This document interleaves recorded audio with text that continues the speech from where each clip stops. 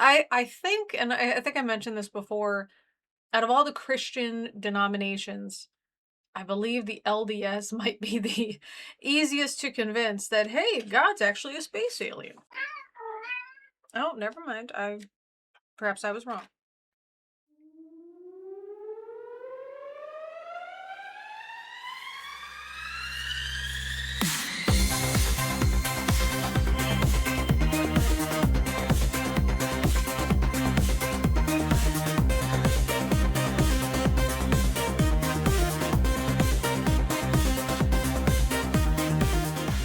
Greetings, cult members, loyal subscribers, and casual viewers alike. Let's go ahead and jump into the space oddity that is the Heaven's Gate book.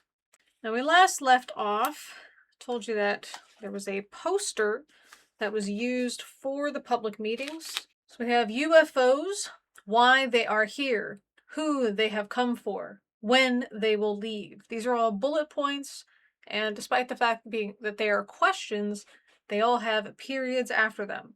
Also, it's UFO apostrophe S. Shouldn't it just be UFOs with the S, no apostrophe? Anyway, the important part is not a discussion of UFO sightings or phenomena with "not" in all caps. And I I like how they have to emphasize that. Hey, listen, we're talking about UFOs like Jesus coming back to Earth. We're not talking UFOs like aliens. We're talking about the next evolutionary level above human here. Nothing crazy like aliens. That's Luciferian nonsense. Two individuals say they were sent from the level above human and are about to leave the human level and literally, physically, return to that next evolutionary level in a spacecraft, UFO, within months. Quotation space the two end quotation.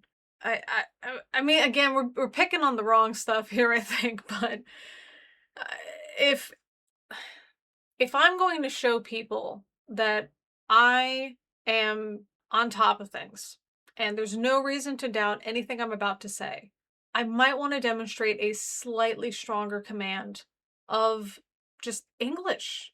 I'm not saying they have to be perfect with English, but if this is something that you and I can agree on are basic rules of a language that we have in common, and you still choose not to follow those conventions. You don't pay enough attention, you made a mistake, and you just decided not to correct the mistake, something. How can I trust that you have access to secret knowledge when you don't even seem to have a good grasp of non-secret knowledge? Do you know what I'm saying?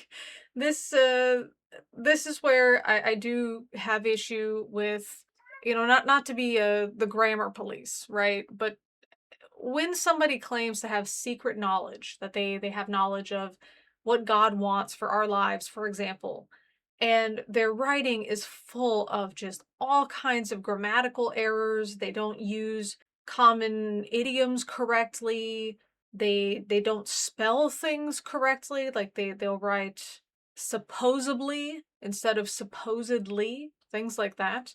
It's really hard for me to believe that you have secret knowledge when you can't even grasp this knowledge.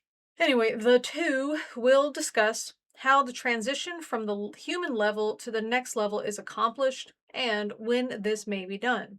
This is not a religious or philosophical organization recruiting membership. However, the information has already prompted many individuals to devote their total energy to this transitional process. If you have ever entertained the idea that there may be a real physical level beyond Earth's confines, you will want to attend this meeting. I do think it's an interesting way to phrase this. Hey, look, we're not calling in a religion, we're not asking for people to devote their lives, but there's been plenty of people that already did that, so you might want to join them. It is an interesting way to phrase that. On the next page, we have a list of public meetings. So locations from 1975 to 1976, and all of these are written in alphabetical order by state, and also one meeting in Canada. I think they covered Covered most states, it's pretty interesting. There's not much to say on these 2 pages that talk about their public meetings other than the places that had the most meetings.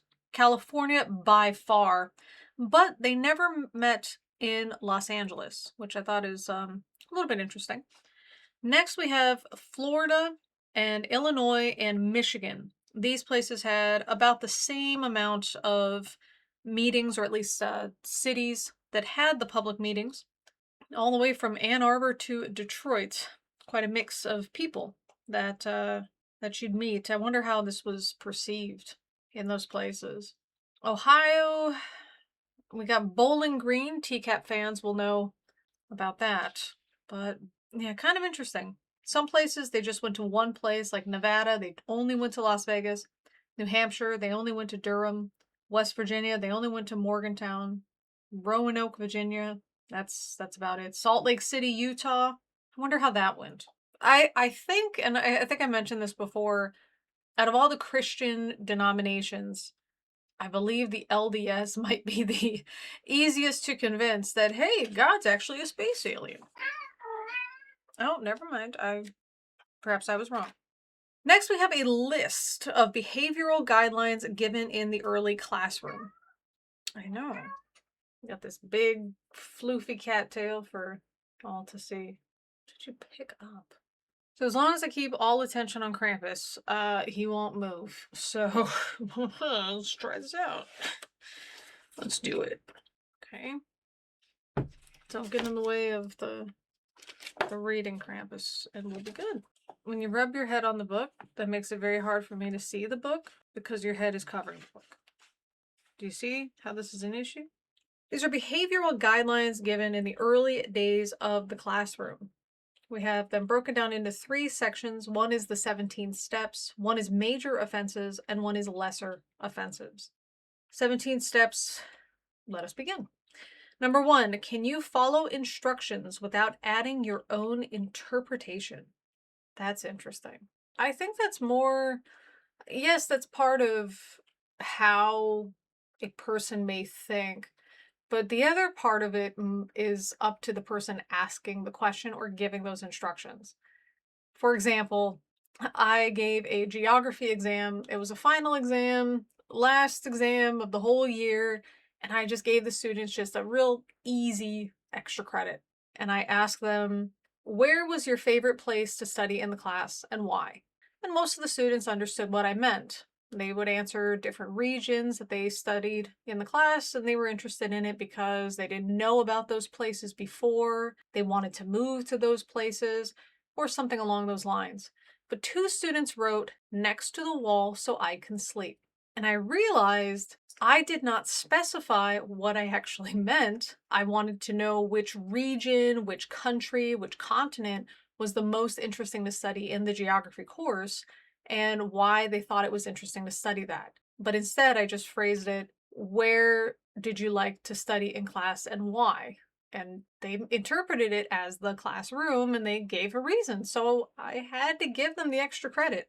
That was my fault for not being specific enough. And more recently, I asked students to I gave just a bunch of Allen wrenches, and I told them to try to lower something in the classroom. And this was a test on intelligence. This was a really simple test just to get them started for the intelligence chapter in the AP Psychology textbook. And the students, one of them walked around the room, looked at something that had a hexagon. The Allen wrench looked like a hexagon, and the student wrote it down and then handed it in the paper. The students couldn't answer, they couldn't talk to each other, they couldn't ask me any questions, nothing like that. So they wrote it down on a piece of paper and submitted it. A couple other students went to the same area that student went to before writing it down, saw, I would assume, the same thing, wrote it down, submitted it. One student kind of danced back and forth around it. I don't know why, but I don't think they were entirely sure, but since 2 students had just written this down and submitted it, I think they just kind of relied on that and they wrote the same thing. Some other students didn't even get out of the desk. They looked at where the other students had stood before writing something down and submitting it, so they wrote the same thing down. And then they added some extra stuff. Now, keep in mind they were seated the whole time, but for some reason, two of them wrote down, in addition to the same thing the other students wrote down, these guys wrote down these wall fixtures, which no, they take a Phillips head. So they clearly didn't even get up. It was very interesting. But one student just couldn't figure it out. So they wrote, I could use the tool to smash my right hand. And because I can't take any notes, my grade will lower in this classroom. And I thought, fantastic. So I did not expect such an interpretation, but again, that was sort of on me for not specifying. So this first one about following directions without adding your own interpretation, it really puts the responsibility on the recipient of the information as opposed to the giver of the information. Number 2, can you deliver instructions as you receive them, or do they change according to your computer? Now, remember, in this case, computer is your brain. This, again, this is just something that happens in psychology. If you're told something with a certain type of framing, the certain word choice, your brain will genuinely remember things that weren't part of the scene, that weren't part of the story, that weren't part of the instruction. So this is, I don't know if Applewhite knew this, but if he did, that would be pretty interesting. Can you deliver instructions as if you are a computer? Which is kind of interesting. Number 3, do you participate in inconsiderate conversation, polluting the ears of others while you and your partner work things out?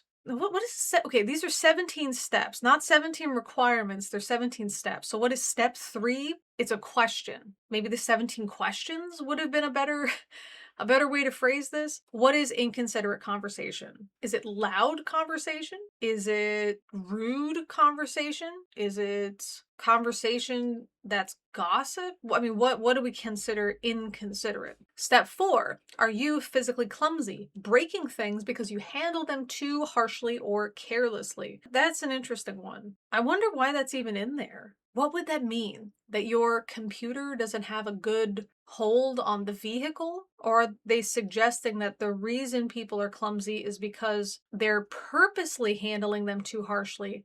They're purposely handling them carelessly. Because I'll tell you, when I drop something or when I trip over something, it's not me trying to do something too hard or too carelessly. This is some problem, and I'm getting clumsier as I age, which I think is pretty typical. It's almost as if Doe wants us not to be married to our vehicle and wants us to not identify as our vehicle. But if there's any errors in the vehicle, that's our fault.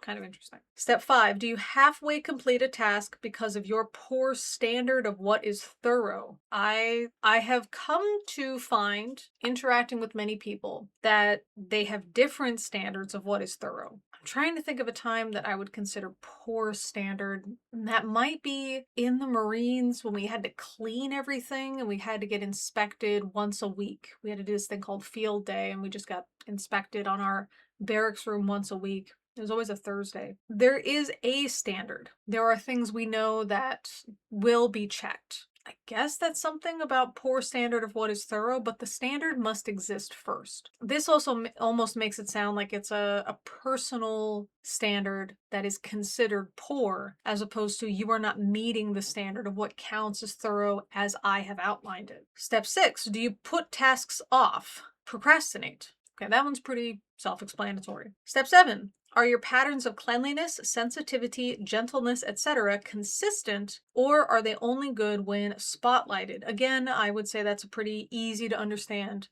Step 8, do you use more of something than is adequate? For example, excessively high cooking flame, more toothpaste than necessary, etc. I would say, again, this is one of those things where a person may not realize I don't need this much. They may not have been taught to cook properly, so they're using an excessively high cooking flame. Or more toothpaste than necessary. They may not realize you don't need to coat the entire top of the toothbrush. Step 9, do you go from one extreme to another, as from overeating to undereating, etc.? That's a really, I noticed that these are really specific things that I would care about if I'm going to get a roommate. And we do know that the group lived together in this compound. I think that's what they're kind of testing for. Do you use too much toilet paper? Do you talk too much? Do you eat everybody's food? You know, that kind of thing. This is a really long one. Step 10. Are you sensitive when approaching another individual about something you want to discuss?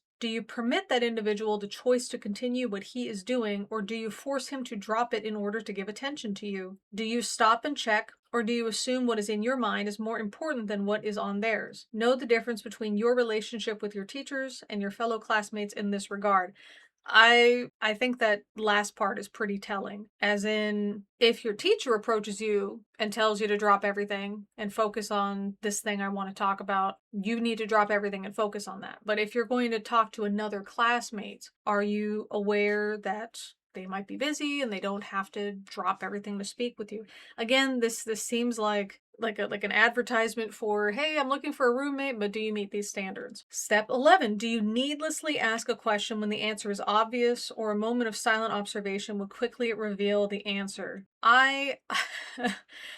When you hear that phrase, there are no dumb questions, or you hear this idea about a needless question, what's the first thing that comes to mind? What's something that you've asked that you felt really dumb asking afterwards, or something that somebody asked you and you just said, can you just think about that for 2 seconds?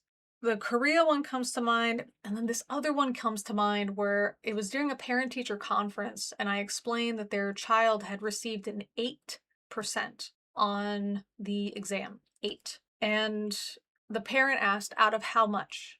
And I said, it's 8%. It doesn't matter how many questions were on the exam, it's 8%.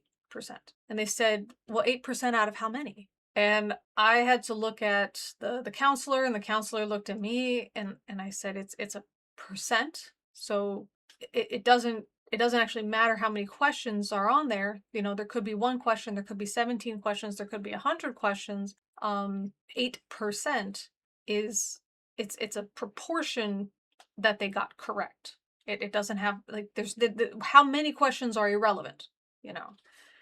And eventually we just relented and said, it's out of this many. And they thought, oh, okay, so how many did they get correct? They got 8% of them correct. So we counted them up and said, it's this many out of this many. And the parent just went, ah. And again, the counselor and I just sort of looked at each other.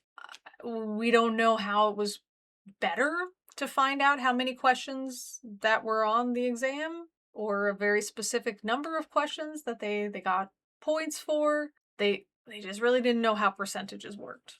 Oh, and this one, I don't think this one counts because the person really didn't know. But when I was selling supplements, I said that this supplement that was being touted as a weight loss supplement, it just, there was nothing in it that could work that way at all. It was just, you know, that's how advertising is. And I said, you know, I think you'd actually be better off with actual snake oil. And the customer said, oh, well, do you sell that? And I had to do my best to explain that I was making a joke, and to explain what the phrase, you know, that's just snake oil, what it meant, without insulting the customer. I don't remember how I did it, but the customer seemed satisfied without being offended, and we moved on. But I don't think that counts here. I think they just didn't know it. But it was interesting. The customer was older than me, so I thought that would be a phrase they would have heard if they were much younger than me. Okay, maybe not. Maybe people don't say this anymore, but if I know it, you should know it, right? Step 12, are you pushy, aggressive, interfering, or demanding in any way? Again, it's just roommates, right? Just a roommate checklist. Step 13, has familiarity caused you to become so relaxed with your partners or others that your actions or words don't hold enough restraint? Interesting. So, do you speak freely with people because you are familiar with them? Step 14, are you gentle, simple, cautious, and thoughtfully restrained in your steps and all other physical actions or words? This one we got to be careful with, because gentle, simple, cautious, and thoughtfully restrained, these are ambiguous terms. You know, what does it mean to be cautious in how I interact with other people? That may not be something somebody else considers to be cautious. This one is interesting. Step 15, have you outgrown defensiveness and its flip side, martyrdom? Yeah, I guess I wouldn't consider anybody in Heaven's Gate to be a martyr. They didn't die for a cause, they just died to get on the spaceship. Step 16, can you understand and review in your mind all the ways in which members of the next level are sensitive? If you can, you have no excuse for not working on improving in these areas at all times. Okay. I mean, not much to say about these. Again, it's just a roommate checklist. Step 17, when your teachers have asked someone to do a task and it relates to you, do you treat that task and its deliverers with as much respect as you would if it came directly from your teachers? This one is interesting. This reminds me one time of when I I had to send something out on behalf of our company gunnery sergeant, but I was nowhere near a company gunny in my rank. And I was speaking to people who were of a higher rank than I was. And so the way that I started the email was something like gunnery sergeant so and so would like request blah blah blah sent by no such and such time. And some sergeant responded to me saying that he doesn't take orders from someone of my rank because I was of a lower rank than he was. And I just spoke very very directly. I said, "Sergeant, I personally am not interested in acquiring any of this information. As I said in the first email, this comes from the company gunnery sergeant. If you do not want to send it at such and such time, please contact him directly." Like, do you think that I'm asking you to do this because I personally care about getting your information, about collecting all of your stats? No, I don't care. I just don't. Especially since I started it out with gunnery so and so, gunnery sergeant so and so wants this. Yeah, just this response, like I don't bow to the. It was phrased in such a condescending way, so that's why I was sort of a bit too forward. Responding back to that sergeant, and yeah, it was just something. Yeah, Sergeant so and so. I personally don't care whether you send this information or not. This comes from company gunnery sergeant or company gunnery sergeant, and yeah, can you please just take care of it? So yeah, that sergeant could have used that. Obviously, I'm not the one asking for this stuff. It comes from the company guns. I said it comes from the company guns. Why would somebody of my rank even ask this of you? I don't care. Obviously, somebody else charged me with writing this email. What do you want? What do you want? All right, major offenses. We've got 1, A, B, and C, and then 2 and 3. So 1 is deceit. 1A, doing an act, quote, on the sly, end quote. 1B, lying to my teachers or any of my classmates. Why not just lying? Why specify that? And 1C, keeping an offense to myself, not exposing it the same day. The other offenses, number 2, sensuality, permitting arousal in the thought or in action, and then in parentheses, not nipping it in the bud. Well, some of them did nip that in the bud. They certainly did. But yeah, permitting arousal in thought or in action. So just you hanging out, it's the end of the day, and you decide to entertain a thought that is sensual. It would be deceitful for based on 1C if I didn't expose it the same day. And major offense number 3, breaking any instruction or procedure knowingly. But if we look at the 17 steps, this idea about understanding and reviewing which members of the next level are sensitive, then I have no excuse for not working on improving these areas at all times. So if I do something like break an instruction or procedure based off of this, then the way that step 16 is phrased, I do know that I'm breaking it. In other words, I don't have any excuse for why I broke it. So that would count as a major offense, even if it's something I just really just made a mistake about.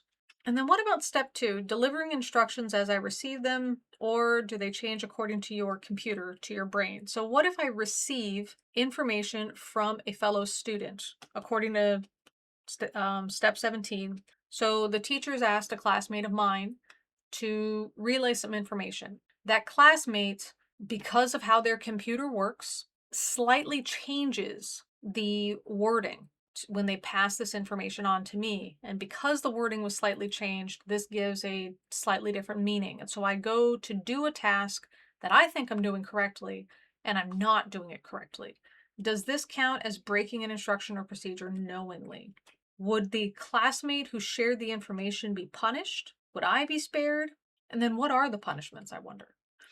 So the major offenses, there's 3. Lesser offenses, there's 31. Unless there's more on the back. No, there's 31.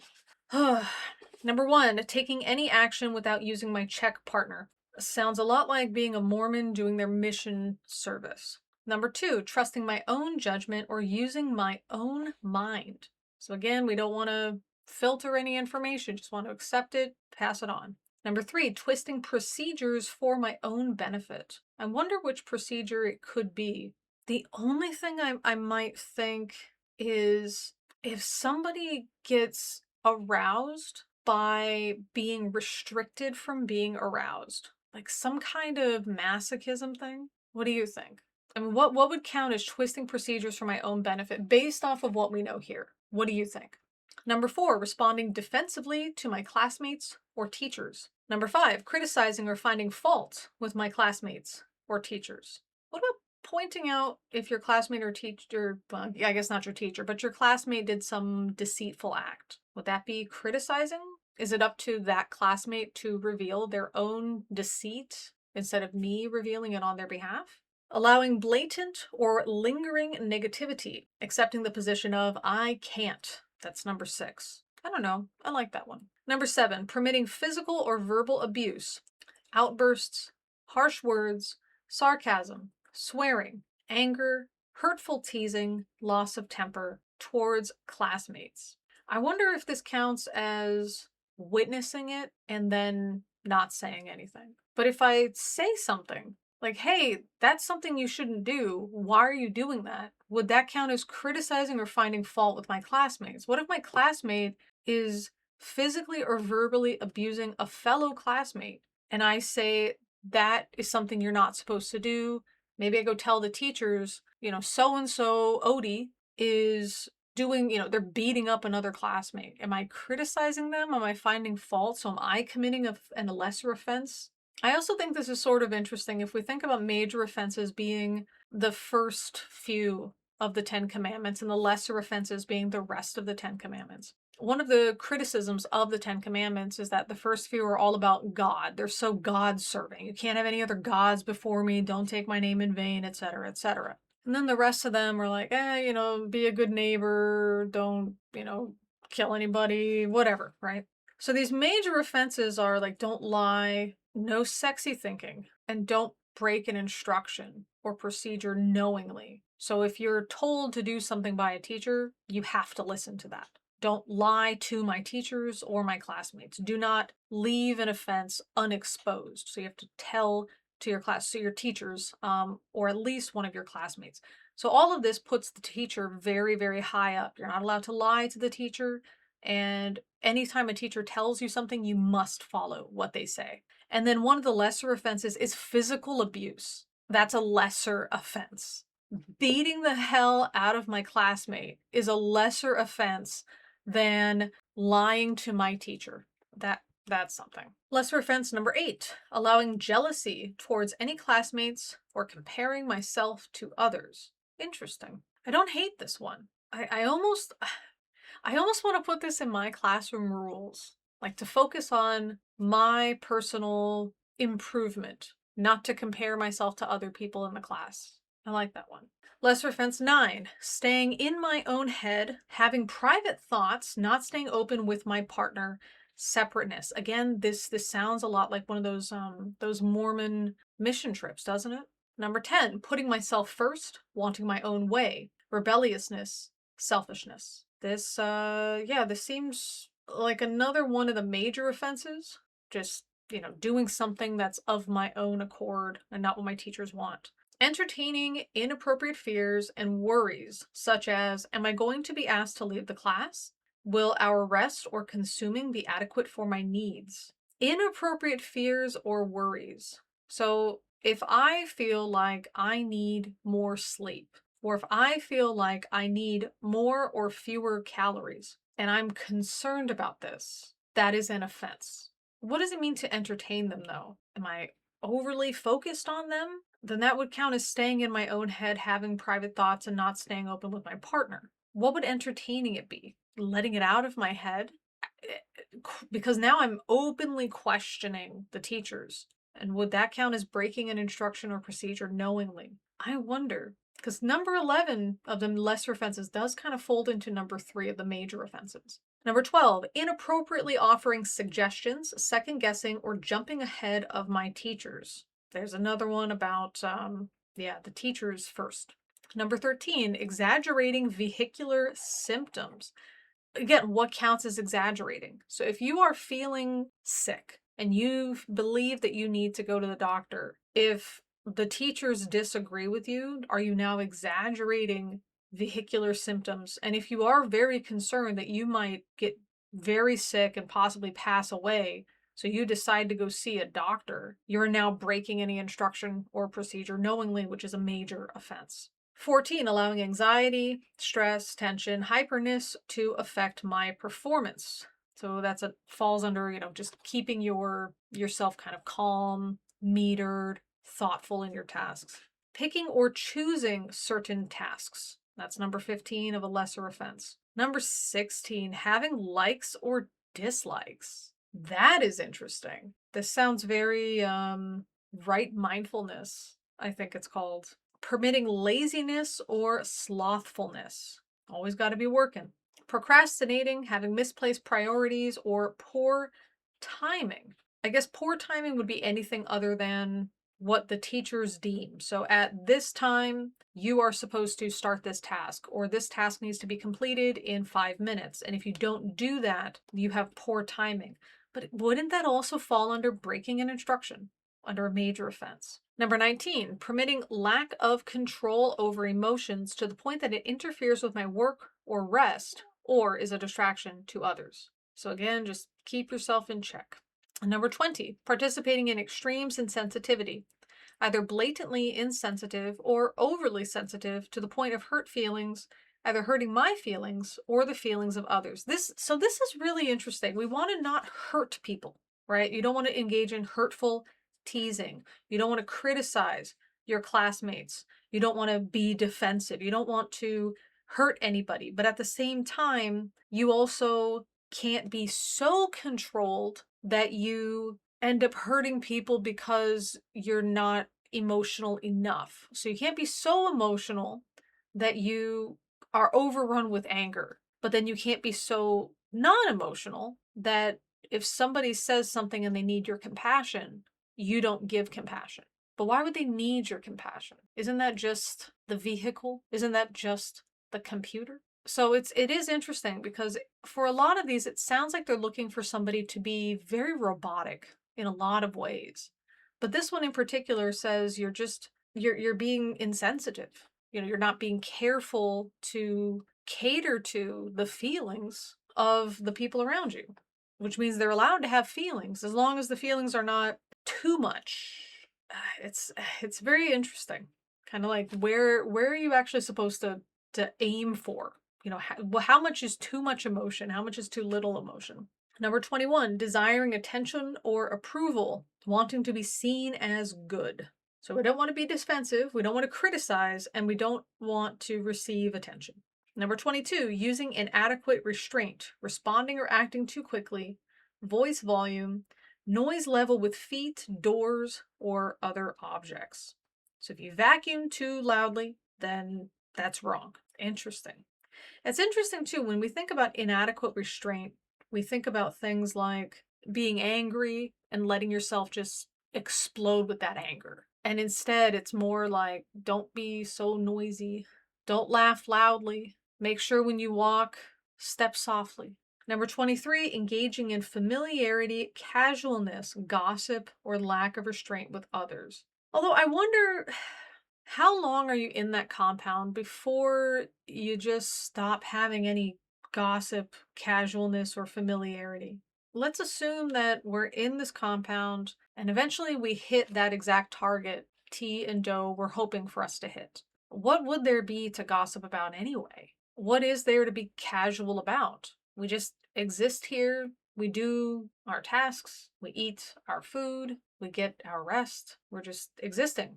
I think that once you get to a certain level, familiarity, casualness, gossip, and lack of restraint just isn't even an option anymore. Lesser offense number 24, being too aggressive or pushy. I mean, I think a lot of us can have an idea in our minds what that would look like, but I wonder what this looks like to T and Doe, especially at levels that we would not consider to be too aggressive or too pushy. Number 25, exercising poor control of thoughts running through my head, being easily distracted. I think it's interesting this one is separate from entertaining inappropriate fears and worries, or wanting my own way, or staying in my own head and having private thoughts. 26, lacking in effort and commitment. I mean, that's pretty necessary, I think, to list as an offense. But again, that's breaking any instruction or procedure knowingly, isn't it? I mean, I would want to have that effort and commitment. You're giving me an instruction as the teacher. I don't follow it. I'm breaking an instruction. Is this something we need to list as a separate offense? Lesser offense number 27, permitting impatience or intolerance. So we're not allowed to be laziness or slothful. We're not allowed to procrastinate. So, and if I see one of my classmates doing that, I'm also not allowed to be impatient or intolerant of the pace at which they are going. So what do I do? Because if I go tell the teacher, isn't that criticizing? Do I just wait for the teacher to discover that this person is being too slothful?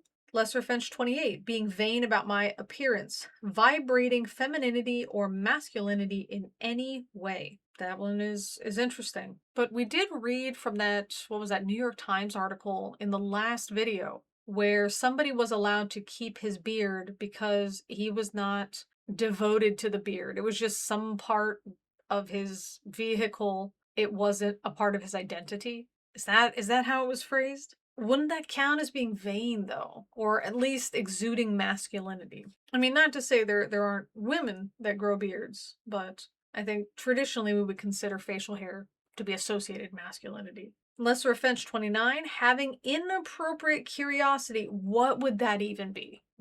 I mean, if we're all going to go on a spaceship and I ask a question about, well, what color is the spaceship? Is that an inappropriate question because it's too curious? But shouldn't I want to focus on our next level, our journey to the stars?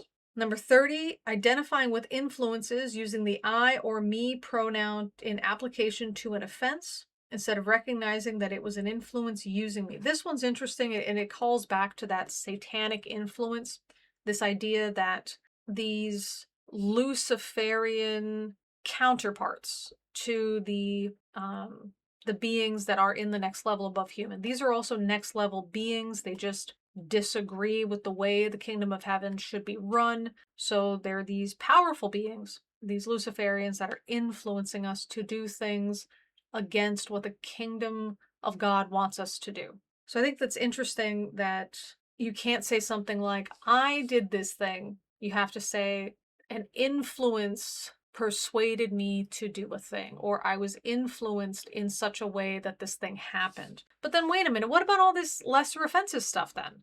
Laziness, slothfulness, likes and dislikes, exaggerating vehicular symptoms, allowing anxiety, tension, etc., wanting my own way, sensuality, whatever. If all of these are just influences, why isn't it phrased this way? A lot of these lesser offenses are written as if you have a problem. But then suddenly we have number 30, the problem isn't with you, the problem is with these influences.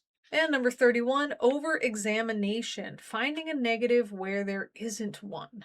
This one I would think might still fall under number 3, breaking any instruction or procedure knowingly, because I would be arguing with my teachers. Wouldn't I? Finding a negative where there isn't one.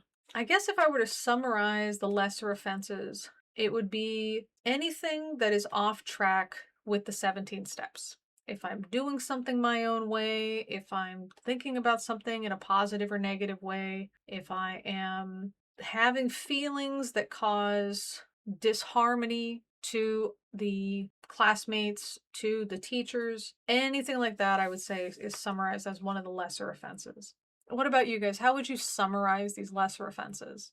The word cult has a lot of applications. So when we're talking about a religious cult and possibly political cult, but in this case, a religious cult, something that we can use is this BITE model that's written by Stephen Hassan. And I'm sure that you guys you're familiar with it. But for those of you that aren't, BITE is an acronym. It stands for behavior control, information control, thought control, and emotional control.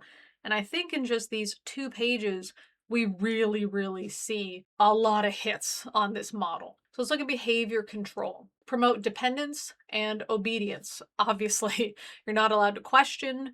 You have to just follow exactly what was said, regurgitate exactly what was said to you. Modify behavior with rewards and punishments. Now, this one I don't actually see. We're told that certain things are offenses, but we're not told any punishments that are associated with those offenses. We also aren't rewarded in a sense because one of the lesser offenses is to do something in order to receive some kind of positive recognition. Dictate where and with whom you live. Now, we do notice that at the beginning of this group, people lived wherever they wanted. Some people did live together, but otherwise they didn't really care. However, towards the end, when they really believed that they were going to be picked up by the spaceship, that's when they did start to care and they all lived together in that compound. Restrict or control sexuality. Absolutely, that's one of the major offenses is sensuality, even thinking about it, to the point that they ended up castrating some of the members, which was done by choice. So they didn't force all the males to become castrated, but any male who wished to castrate himself was allowed to do so and possibly encouraged to do so as well.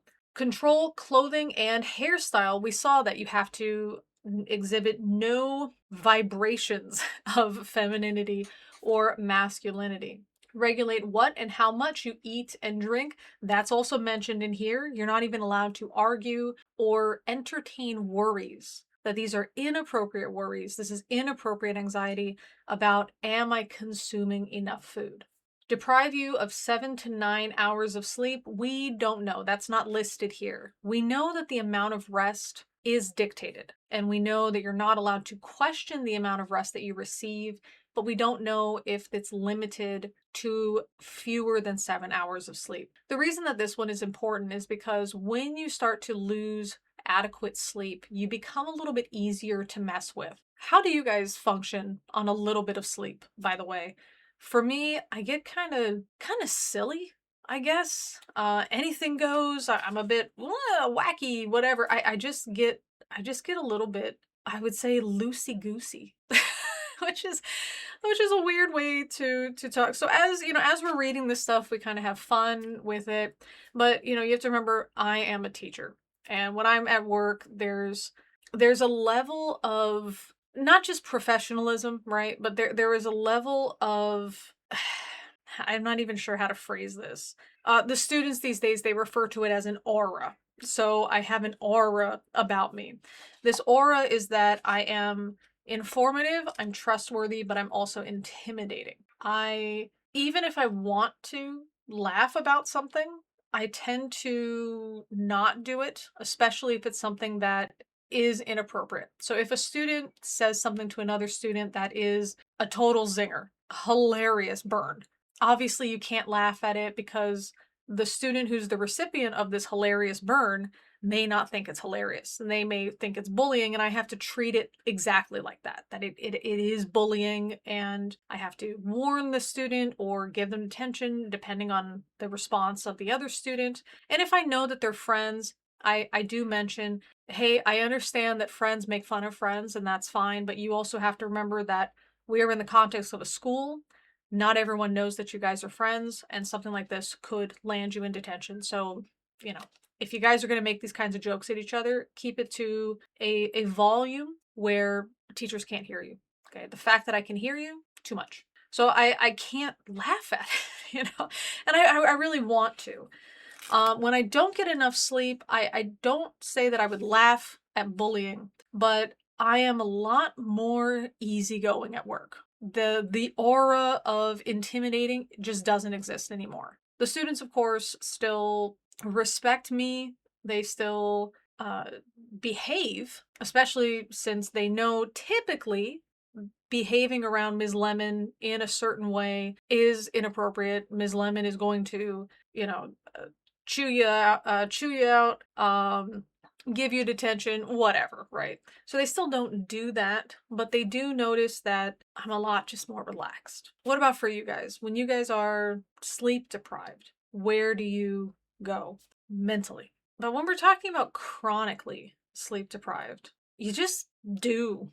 You stop fighting back. And that's one of the tactics I would say for military training. You don't have the wherewithal to actually argue. And when you're being told to do something, you kind of just do it. You're sort of in a like a zombie-like state. It's easier just to go along with the thing that you're told than it is to consider arguing about it or coming up with an alternative. You might not like whatever's being told to you, but then you just kind of justify, well, I'm sure there's a reason for it. And you don't ask, well, why do we have to do this? Because you just don't have any fight in you to argue about this stuff. You know that your energy has to be reserved for whatever tasks you have. And especially in Marine Corps boot camp, those tasks require lots and lots of energy. So this idea that I'm going to expend extra energy to argue or question or even just chit chat, that's not really something you do. So this is why that sleep deprivation is a big one. Exploit you financially, that is not something we have seen. So no. Restrict leisure time and activities. Yes. So any rest. Now it doesn't say rest as in sleep or rest as in leisure time, but rest is it's limited. You're not allowed to question that. And any activities, we're not sure. A lot of these seem to be relating to doing chores or listening to instruction, learning about the next level. I would assume that leisure time and activities are definitely restricted, but it doesn't expressly say that here. Last one for behavior control is to require you to seek permission for major decisions. And I definitely would agree with this one. Trusting my own judgment or using my own mind, those are definitely offenses that would fall under this behavior control. Information control. Deliberately withhold and distort information. This one is a little different. I think that they're being limited in the amount of information they can receive when the people were living together. They're not going out into the world. They're not reading newspapers. They're not interacting with other people outside of the group. Beyond that, I'm not sure how much information is distorted. There's a lot of information given that Doe and T believe is true. This information includes things like Jesus wasn't really Jesus the God. He was a vehicle for one of the next level entities, and that next level entity also lives in me. That I would say is not distorted or withheld information. I would say that is part of the cult belief. I would say distorting information is if there was some, I guess maybe the idea that a comet is coming, and behind that, in the tail of that comet, that is where our ship is. That might be considered distorting information. So it's the idea of taking existing information as produced by something like the news or a letter from home and then distorting it so it fits with the cult's beliefs about the outside world.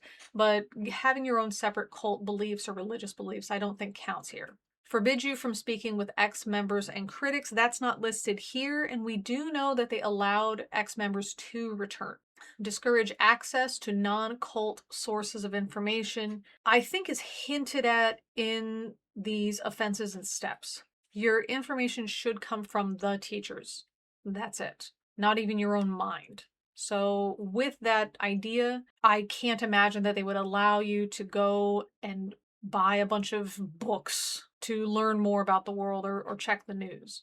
Divide information into insider versus outsider doctrine. They absolutely do this, and I think that was in that UFO, why they're here, who they've come for, when they will leave. It's talking about this is information we have, and we saw that in their previous statements as well. We have this information, we know this is true. Everybody else who doesn't, they're falling under the Luciferian influence. Generate and use propaganda extensively. This is one I don't see here. I know that they created posters to advertise speaking events, but I don't know if this is a use of propaganda that's extensive and affects the members themselves. This is more to get information out to other people, hoping that those who are seeded with the correct souls, that those people now find their way back home. But beyond that, I don't think there's any propaganda that was used for the actual members themselves. And in fact, this book, the website that's up, you cannot join Heaven's Gate. So this isn't anything any of us can just become part of anyway. Use information gained in confession sessions against you. We don't know that. However, we do know you're supposed to expose these offenses. And deceit is the first major offense. That if I keep an offense to myself and I don't expose it same day, that is like the biggest number one issue that I can, or offense that I can commit. Are they using the information against you? Do you get punished for it? That's not expressed, but we do know you're supposed to share this information. Gaslight to make you doubt your own memory. I don't even think they even need to go as far as this mental tactic. It specifically tells you that you're not supposed to trust your own judgment or use your own mind. That's not gaslighting. That's pretty express. Gaslighting is more. It's a little more subtle than that. If you know what to look for, you can spot it pretty quickly. But gaslighting is not. Don't use your mind. I will think for you. Your mind cannot be trusted. I will think for you. It's never that overt. It can get that way over years and years of this type of mental and emotional abuse, but beyond that, it's not that overt. Require you to report thoughts, feelings, and activities to superiors. Yes, again, that's the first major offense. Encourage you to spy on and report others' misconduct. That is not something we are supposed to do. And in fact, criticizing or finding fault with my classmates is a lesser offense. Most of this has to do with myself. So next we have T for thought control. Instill black and white, us versus them, good versus evil thinking. That one I would say is something the Heaven's Gate group definitely believes. I don't think it's necessarily in these steps or these offenses. There is some gray area, such as excessive or lacking or too much or something like that. There is some room for interpretation, I would say, even though you're not supposed to interpret. And you're supposed to deliver these instructions. So can you follow the instructions without adding your own interpretation? I would say this is a sort of black and white thinking. The teacher's way is the correct way, your way is not, and any other flair or word choice that you decide to add when you convey this information to a fellow classmate, something like that is not allowed. I would say that's sort of a black and white thinking. But really, this whole good versus evil is in their previous statements that we read in previous videos, which basically just says, this is it. And if you guys think this is a joke, we're not talking to you. You guys are too much under the influence of the Luciferians. So whatever. But anyway, if you can receive this message with an open mind, then you are one of those people that is possibly ready to go to the kingdom above, or the kingdom of heaven, the next level above human, as long as we instruct you properly. Change your identity, possibly even your name. And we know that that was the case. Yes, they definitely had to change their names. They had to change their appearance and a lot of their behaviors as well. Use loaded language and cliches to stop complex thought. I would say, I don't want to use it as loaded language. I would say framing. So referring to the body as a vehicle, a computer, and then changing the way that you think about identifying with influences, right? It says removing I and me, and instead referring it to these Luciferian influences. The Luciferians had influenced me to do a certain thing, as opposed to I chose to do a certain thing. Induce hypnotic or trance-like states to indoctrinate. That is not something we've seen so far. Teach thought-stopping techniques to prevent critical thoughts. That is not something we've seen so far. We're told do not have those thoughts, but we haven't seen anything about if you have those thoughts, this is what you should do. beyond go tell somebody about it. Allow only positive thoughts. I would say neutral thoughts, or neutral thoughts with a pleasant twist. Remember, you're working towards the kingdom of heaven, and I would say it that way because we're not supposed to look at anything with too much joy or too much disdain, but also specifically, we can't find negatives where there are none. Don't be rude to each other. Don't be aggressive to each other. Even in how loud your footsteps are, that can be considered rude. So I would say neutral, pleasant is what they're looking for. Use excessive meditation, singing, prayer, and chanting to block thoughts. That's not something that we've seen, but they may have you sit in a classroom setting to learn. They may do that for several hours. That would be something I could see coming out of Heaven's Gate. We haven't really encountered that yet. Reject rational analysis, critical thinking, and doubt definitely is listed in here. Don't doubt, and this phrase is entertaining inappropriate fears and worries. So we're not supposed to think about things ourselves. Don't use my own mind. Don't twist anything for my benefit. Don't rephrase anything. Don't interpret anything. Just accept it as it is. And finally, emotional control. Instill irrational fears or phobias of questioning or leaving the group. This is why some people returned, but beyond the typical, you aren't going to go to heaven, or you're not going to go to the kingdom of heaven, which is a physical place, the next evolutionary level above human. Beyond that, I don't see too much of it so far from what we've read. Label some emotions as evil, worldly, sinful, or wrong. Not in those particular words, but those emotions are listed as like an error of your computer or a defect or feature of your vehicle that you're supposed to ignore, such as exaggerating vehicular symptoms. Teach emotion-stopping techniques to prevent anger or homesickness. Again, we're not told this specifically. We're just told you should not have those feelings. If you have those feelings, don't hide them. Say them and identify them. Expose them. Beyond that, there's nothing that's like a special prayer to say. So, for example, whenever I would fear something or doubt something that I was told at church, and I brought this up, so sometimes when I'm, in church and I hear something, or sometimes when I'm reading the Bible, I don't want to doubt. It's just some of this stuff doesn't make any sense. I was told to pray away the demon of confusion. That would be an example of emotion stopping techniques or thought stopping techniques. So that's the kind of stuff that they're talking about. That's not what we've seen so far in the Heaven's Gate book. Promote feelings of guilt, shame, and unworthiness. Now, this one's interesting. I would say they would promote a lot of worthiness and this idea that you can become worthy through us, the teachers. So that is an interesting idea. Not in the same way with Christianity saying you're unworthy, but through Jesus, he's like your worthiness pass. So you're still unworthy, but he's your worthiness pass.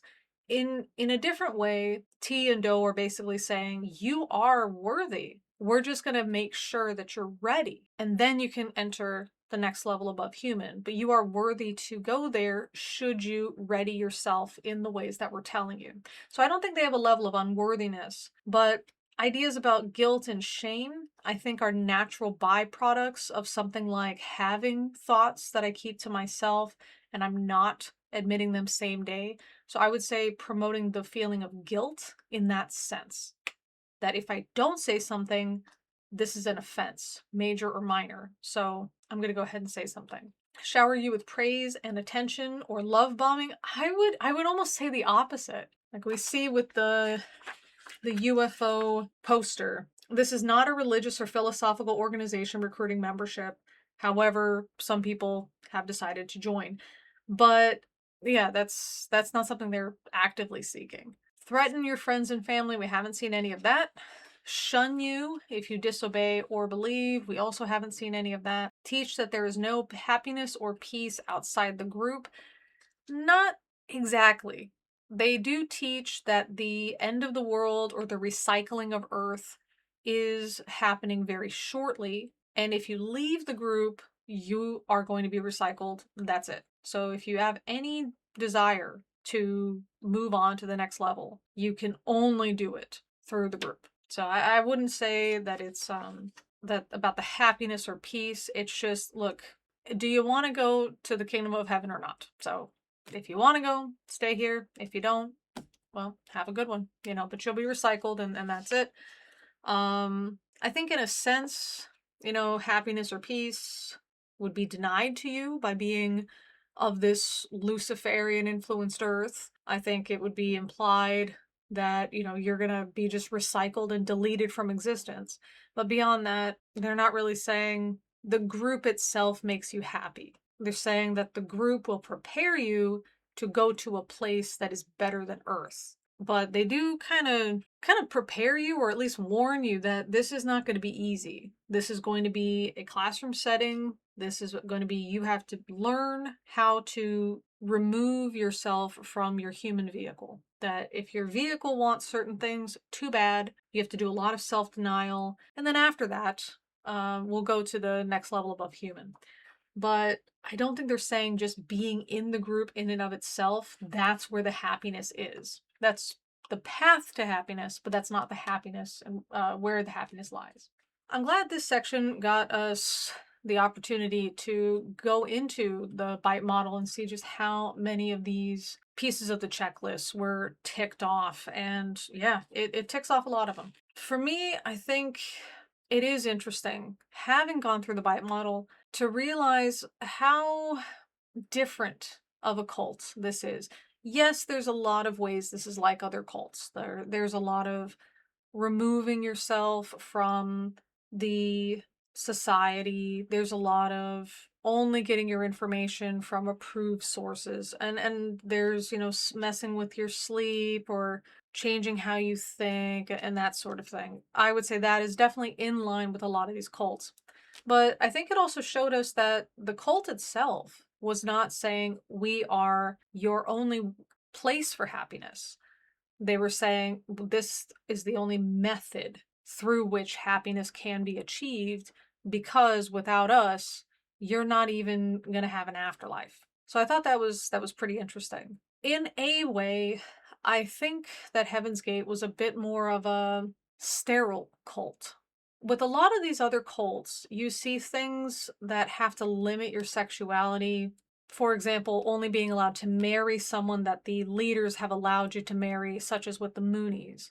Or you get those other cults like the Branch Davidians, where the leader is the one who gets to reproduce with all the women in the cult. And you, as a husband, have to be willing to just accept that. Now, you may still be able to have these intimate relations with your wife, or you may be denied that, and that your wife now is the sexual property of the leader only. And we've also seen cults where they include children in this, unfortunately, very, very unfortunately, such as I believe it's the FLDS, with their leader, I think their leader's name was Michael, and he was having these very inappropriate nude relationships with very young people. They were about 14, 12, those kinds of ages. And I phrase it that way not because of the whole, YouTube monetization thing, but it's more because sometimes a sexual encounter would happen and sometimes it wouldn't. That the leader would just lie naked with the child in bed. So that happened as well. We've also seen the JMS cult. That's one that you can watch on Netflix. I think it's called In the Name of God, A Holy Betrayal, where he brought in a lot of young people. So they could be, 20, they could be 16, they could be 15, and he wanted to have sexual relationships with these adolescents. There are other cults, just different ones where they do actually have sexual relationships with children. The names of them escape me right now, but we're talking about like actual 4 years old, 5-year old children. And so this is where we see a lot of this like sexual restriction.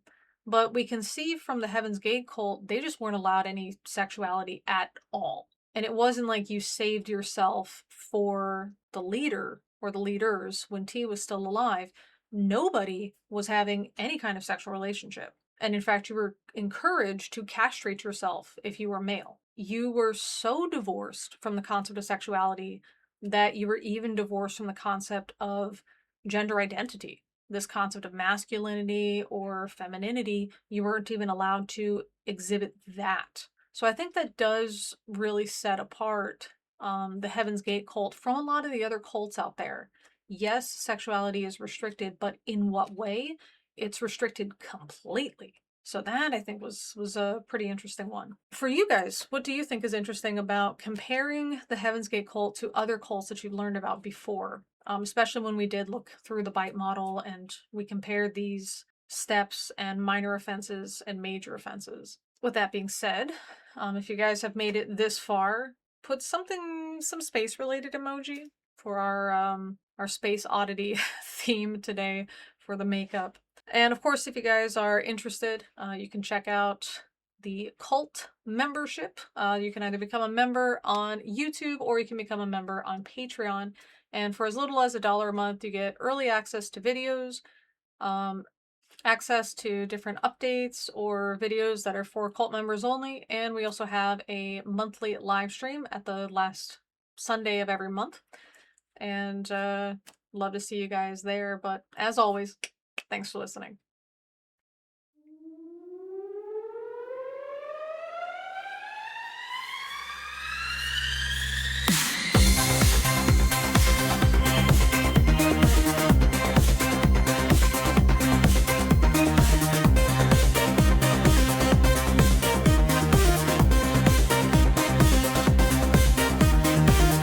If you're ready for next level, there is no other time. Join us on a spaceship, leave this world behind.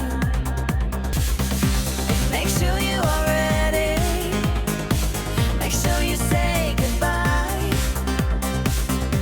We'll see you in the kingdom, there is no need to cry.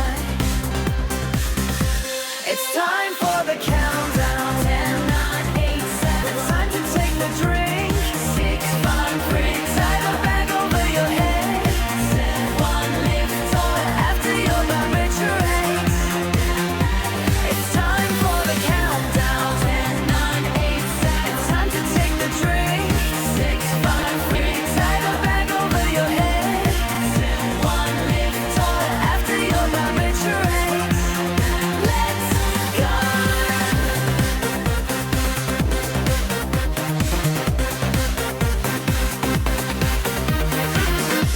We've sent out all the flyers, done our interviews. You've read all about us, you've seen us on the news. If you heed our calling, if you feel it in your heart, then come before it's too late. We shall never part. It's time for the